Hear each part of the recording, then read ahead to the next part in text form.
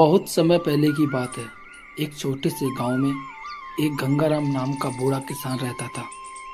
उसके चेहरे की झुर्रियां उसकी उम्र नहीं बल्कि उसकी जिंदगी की कहानी बयां करती थी। उसके पास थोड़ी सी जमीन थी जो उसके बाप दादा की निशानी थी और उसी जमीन को वो अपनी जान से ज्यादा मानता था।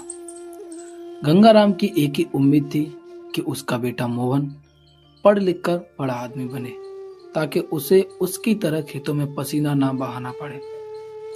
हर सुबह गंगाराम खेत जाता और जाते वक्त हमेशा मोहन से कहता, बेटा मोहन, तू बस पढ़ाई कर, ये मिट्टी का कर्ज मैं चुका दूंगा। समय बीतता गया, गंगाराम बूढ़ा हो गया, लेकिन उसकी मेहनत कम नहीं हुई। उसने अपनी आधी जमीन बेच दी। मोहन शहर चला गया और धीरे धीरे गांव से उसका रिश्ता कम होता गया। सालों बाद गंगाराम अब बिल्कुल अकेला था। उसका शरीर जवाब दे रहा था, लेकिन वो फिर भी रोज खेत जाता। गांव वाले कहते, अरे गंगाराम, बस अब तो आराम कर ले।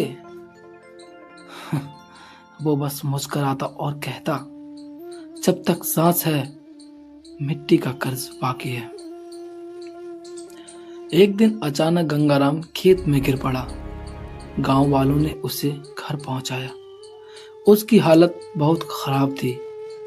किसी ने मोहन को फोन किया, लेकिन जवाब नहीं आया।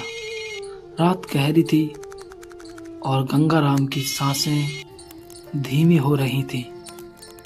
उसने आखिरी बार दरवाजे की तरफ देखा, जैसे किसी का इंतजार कर रहा हो।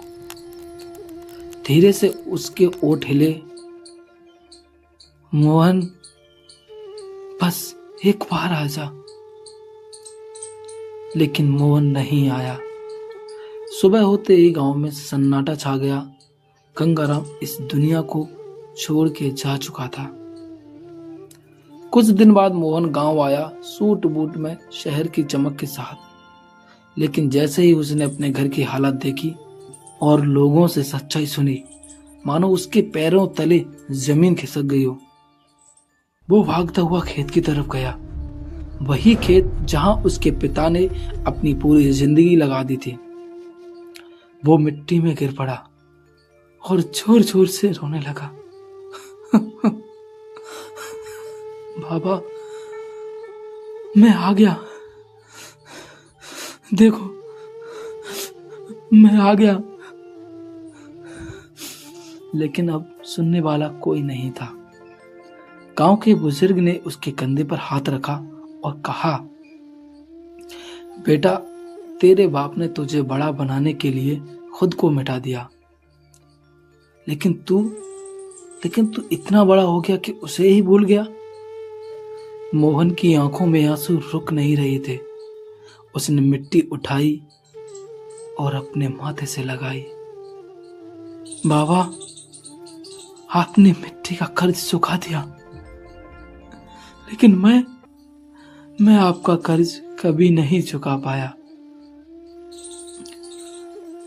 तो दोस्तों, हम अक्सर उस इंसान को भूल जाते हैं जिसने हमें कभी खुद से पहले रखा था।